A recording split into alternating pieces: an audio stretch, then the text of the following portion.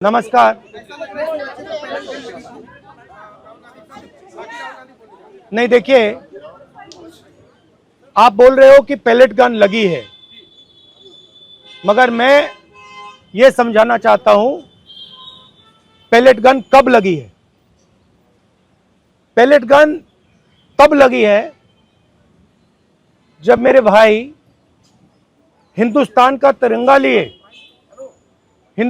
तिरंगा लिए ऐसे पीसफुल प्रोटेस्ट कर रहे थे।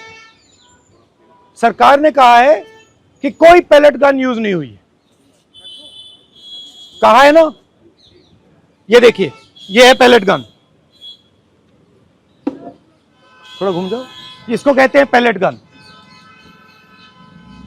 इसको कहते हैं पैलेट गन।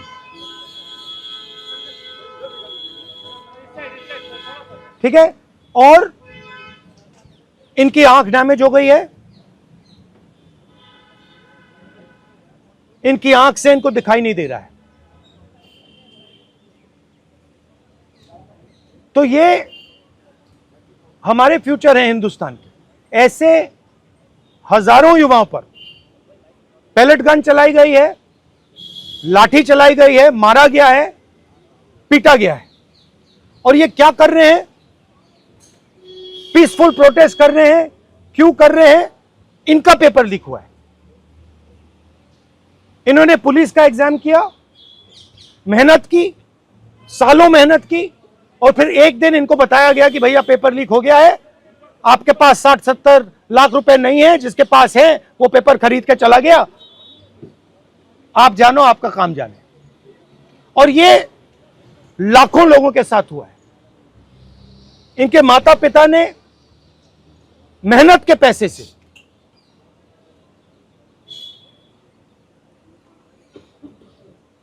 इनको अपॉर्चुनिटी दी।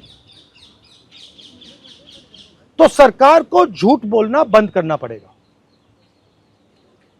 सरकार ने हमारे फ्यूचर पर आक्रमण किया है, और फ्यूचर क्या कह रहा है? फ्यूचर सिर्फ 3 चीजें कह रहा है। पहली बात, जो एजुकेशन मिनिस्टर है, जिसके कारण यह हुआ है, जिसके कारण ये बाहर निकले हैं, पीसफुल प्रोटेस्ट किए हैं, जिसके कारण पेपर लीक हो रहा है, उसको सैक किया जाए। दूसरी मांग कि ये जो हमारे फ्यूचर पे गोली चलाए हैं, लाठी मारे हैं, उन पर कार्रवाई होनी चाहिए। और तीसरी मांग कि नरेंद्र मोदी जी, जो पूरे सिस्टम के ऑपरेटर हैं, वो ऐसे जैसे हजारों युवाओं से माफी मांगे।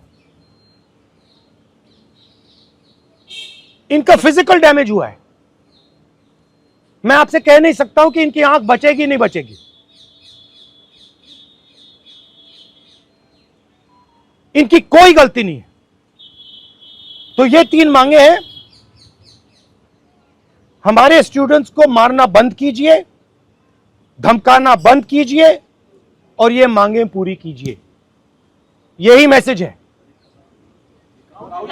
हाँ, हरियाणा हमने पोजीशन क्लियर कर दी है, स्टूडेंट्स ने पोजीशन क्लियर कर दी है। जो उनकी मांग है उसे हम रिपीट कर रहे हैं। Dharmendra Pradhan is a criminal education minister. He has to be removed. He is a symbol of the collapse of our education system. He has to go. He is the reason my brother has got shot.